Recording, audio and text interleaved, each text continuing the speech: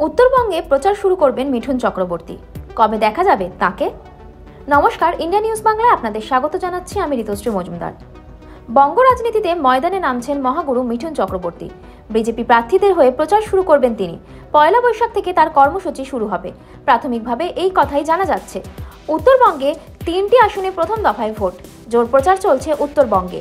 প্রধানমন্ত্রী নরেন্দ্র মোদী একাধিক সভা ইতিমধ্যেই করে ফেলেছেন।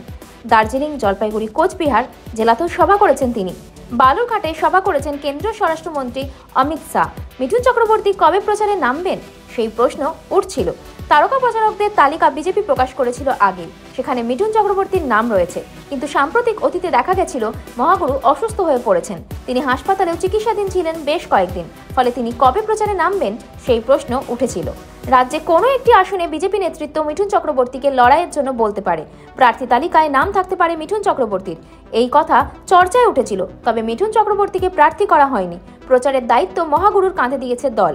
3টি লোকসভা কেন্দ্রে প্রথম পর্বের প্রচার করবেন মিঠুন চক্রবর্তী। উত্তরবঙ্গের 3টি কেন্দ্রেই তার প্রচার হবে। আলিপুরদুয়ারে 14 এপ্রিল প্রচার করবেন। 15 তারিখ মিঠুন থাকবেন কোচবিহারে। 16 তারিখ জলপাইগুড়ি কেন্দ্রে বিজেপি প্রার্থী হয়ে প্রচার করবেন।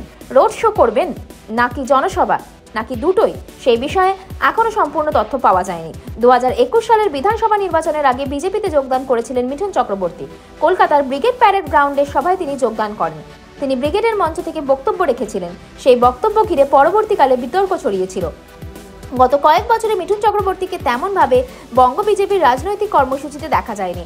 প্রধানমন্ত্রী নরেন্দ্র মোদী, কেন্দ্রীয় স্বরাষ্ট্রমন্ত্রী অমিত শাহের সভাতেও তিনি ছিলেন না। তবে এবার ভোটের প্রচারে তিনি নামছেন।